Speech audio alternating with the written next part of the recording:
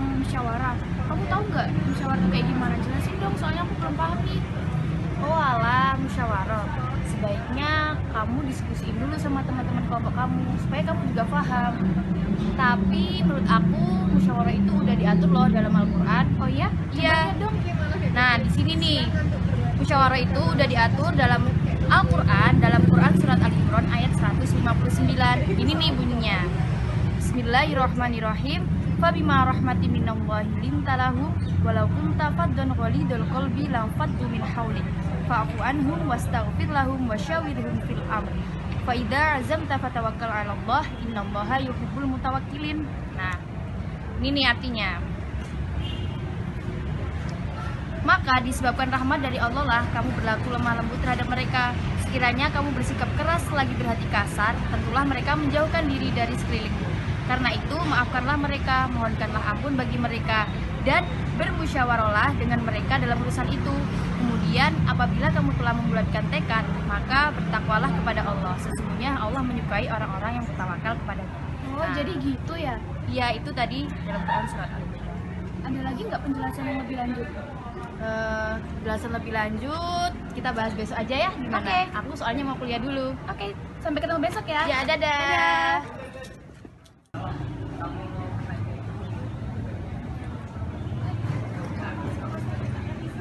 Hai Ki, halo Cid. Aku udah paham loh yang kemarin. Kamu tahu tentang apa? Oh, aku tahu tentang asbabun nuzulnya. Oh ya, coba dong jelasin. Jadi kita bahas ayat kemarin itu, asbabun nuzulnya itu ketika perang Badar kaum muslimin itu menang. Nah, tapi di sana banyak tawanan perang yang sebagian besar itu orang-orang musyrik. Tapi di situ Nabi bingung, gimana sih nasibnya tawanan perang ini? Nah, akhirnya Rasulullah meminta pendapat kepada para sahabatnya dan melakukan musyawarah. Kata Abu Bakar, tawanan perang ini harus dikembalikan kepada keluarganya dan harus membayar denda. Tapi beda lagi dengan pendapatnya Umar. Kenapa? Kata Umar, tawanan perang ini harus dibunuh saja. Nah, maka dari itu Rasulullah bingung sekali. Nah, turunlah ayat ini. Di sini ayat ini berpihak pada Abu Bakar, memerintahkan agar tawanan perang ini dikembalikan kepada keluarganya dan membayar denda. Oh, jadi gitu. Ya, Ki, kamu udah tahu apa lagi? Aku tahu nasabahnya. Jadi nasabahnya ini berkaitan dengan ayat selanjutnya, yaitu ayat 160 yang menjelaskan tentang bahwa Allah itu menyuruh kita bertawakal dalam waktu bermusyawarah. Oh, gitu ya. Ada loh kaitannya juga dengan hadis. Ya, Ya, kamu tahu nggak? aku belum tahu nih kalau didiskusiin bareng gimana. Ayo, ayo.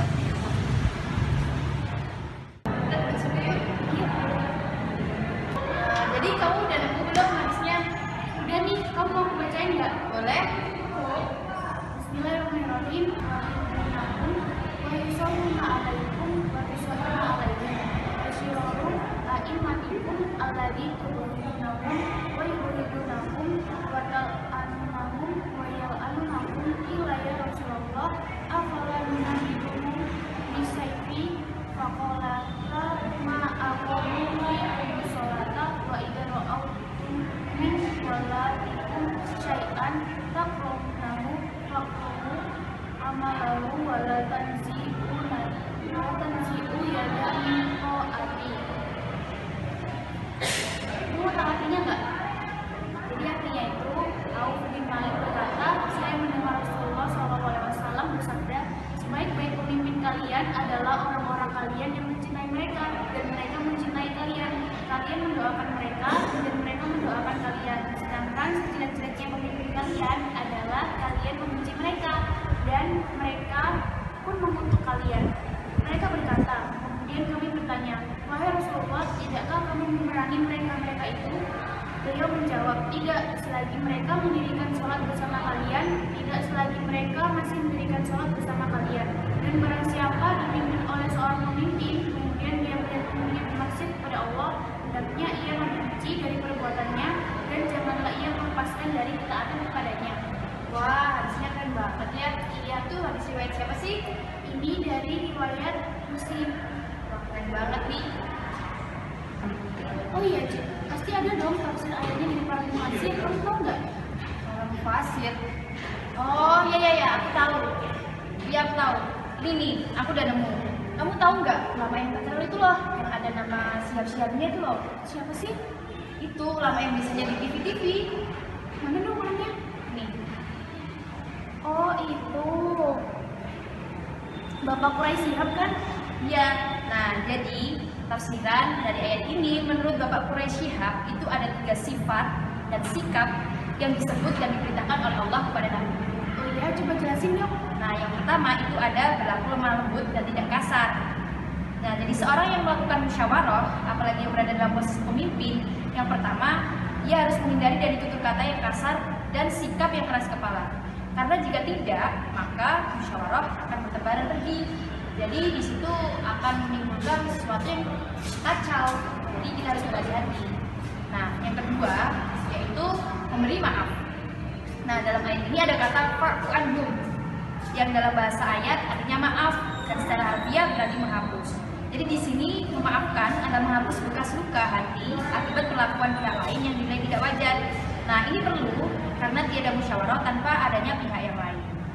Yang ketiga yang terakhir yaitu permohonan maaf atau permohonan maghfirah. Nah, ini kita harus memohon ampun kepada Allah. Untuk apa? Untuk mencapai yang terbaik dari hasil musyawarah.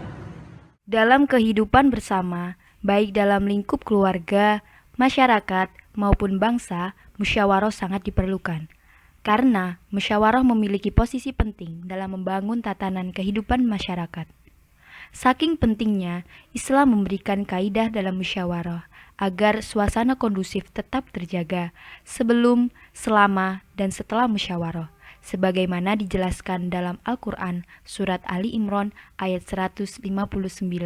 Dalam hidup bersama, mutlak perlu menegakkan musyawarah dalam menghadapi dan memecahkan masalah-masalah bersama.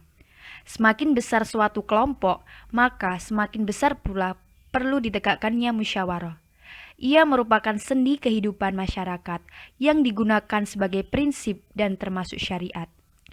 Artinya, musyawarah termasuk ketentuan Allah Subhanahu wa Ta'ala yang harus ditegakkan di muka bumi. Musyawarah merupakan keutamaan yang manusiawi. Ia merupakan jalan lurus untuk mengetahui dan mengungkapkan pendapat-pendapat dengan tujuan mencapai kebenaran yang sesungguhnya, serta kejelasan dalam setiap permasalahan. Esensi musyawarah menunjukkan realitas persamaan kedudukan dan derajat manusia, kebebasan berpendapat, dan hak kritik, serta pengakuan terhadap kemanusiaan itu sendiri. Dengan musyawarah ditemukan cara untuk mempersatukan manusia, mempersatukan golongan-golongan dengan berbagai atribut di tengah-tengah bergejolaknya problema-problema umum. Dan dengan musyawarah pula dikembangkan tukar pikiran dan pendapat. Oh iya, Ki. Dari kemarin kan kita udah bahas nih tentang surat kita. Kita udah diskusi dan menurut kamu kesimpulannya apa sih? Aku udah dengar kesimpulannya. Jadi kesimpulan yang pertama itu adalah kita harus bersikap lemah lembut, baik secara ucapan, tindakan, dan menghindari sikap emosional dan berkata-kata kasar. Lalu yang kedua, mudah memberi maaf.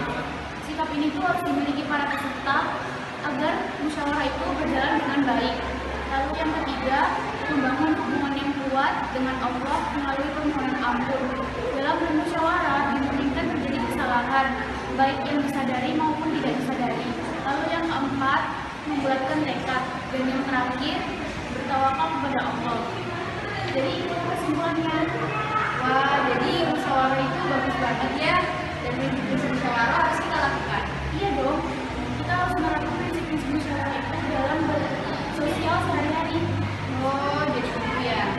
Makasih ya. Gimana, udah paham belum? Nah, udah paham banget ya. Oh iya, udah jam segini, aku harus kuliah dulu. Oke, hati-hati ya. Dadah.